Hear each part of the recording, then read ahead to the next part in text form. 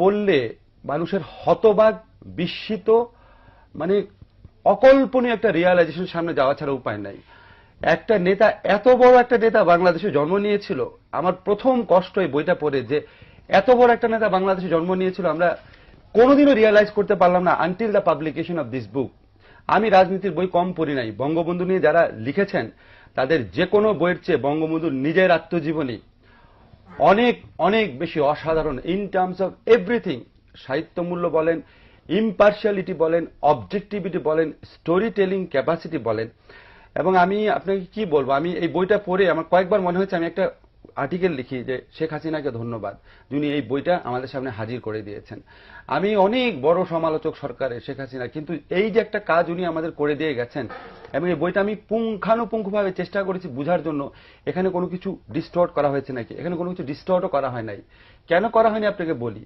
এখানে বঙ্গবন্ধুর বিরুদ্ধে যারা রাজনীতি করেছেন, এমনকি বঙ্গবন্ধুর হত্যাকারী যিনি ছিলেন খন্দকার মুশতাক, তার সম্পর্কে ভালো কথা আছে, টাচ করা হয়নি কোনো কিছু না। এবং যেভাবে উনি বর্ণনা দিয়েছেন, এটা একমাত্র নিজের ঘটনা, নিজে ছাড়া লিখলে অন্য কারো পক্ষে এত ডিটেল বর্ণনা দেওয়া সম্ভব না। আমি আমাদের যারা শ্রোতা আছে তাদেরকে বলি, আমি একটা অংশ শুধু বর্ণনা দেই, কতবার কেঁদেছি 4 বার, একটা অংশ শুধু বর্ণনা দেই। উনি যখন 54 ইলেকশন করবেন, উনার বিপক্ষে মুসলিম লীগের একজন প্রার্থী দাঁড়িয়েছেন ওয়াহিদুজ্জামান, উনি অত্যন্ত বড় লোক, বঙ্গবন্ধুর হাতে কোনো টাকা পয়সা কিচ্ছু নাই, অত্যন্ত দরিদ্র একজন মানুষ ছিলেন। উনি কোনোদিন কোনো চাঁদাবাজি করেননি, কিছু করেননি। উনি যখন ইলেকশন করতে গেছেন, গরিব লোক কুড়ে ঘর থেকে বেরিয়ে এসে ওনাকে টাকা পয়সা দিত।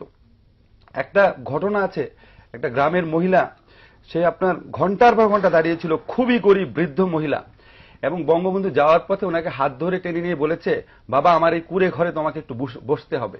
হাত ধরেই তিনি ওই ঘরে যান, এবং এত দরিদ্র, এখানে বর্ণনা আছে কুড়ে ঘরটার। তখন ওই মহিলা তাকে, বৃদ্ধ মহিলা তাকে 1 বাটি দুধ, একটা পান আর 4 আনা পয়সা এনে দেয়, ইলেকশন ফান্ডের জন্য আর কি।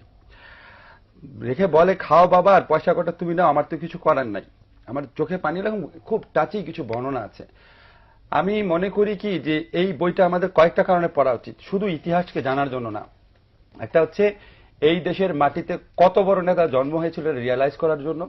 সেকেন্ড হচ্ছে বঙ্গবন্ধুকে, এই অনুসন্ধান আমার থাকবে। আমি আজকে শ্রোতাদের কাছে কমিট করে গেলাম যে এত বড় একটা গণতান্ত্রিক নেতা, এত বড় একটা স্যাক্রিফাইসিং নেতা, এত বড় একজন মানে ভালোবাসাপূর্ণ মানুষ, কি করেছিলাম আমরা ওনার সাথে। আমরা মানে ওই সময়ের আওয়ামী লীগের লোকজন, ওই সময় জাসদের লোকজন, ওই সময় স্বাধীনতা বিরোধীরা মিলে দেশে কি পরিস্থিতি সৃষ্টি করেছিল, এবং ওই সময় আন্তর্জাতিক ষড়যন্ত্র।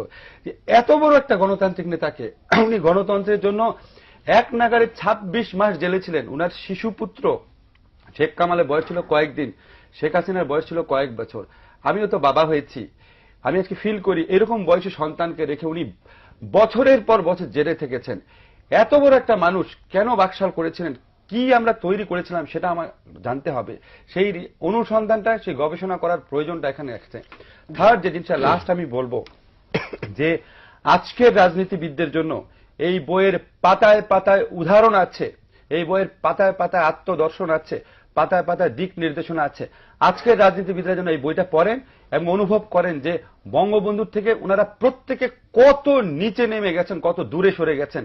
এটা বিএনপির ক্ষেত্রে যেমন সত্যি, আওয়ামী লীগেরও অধিকাংশ নেতার ক্ষেত্রে সত্যি।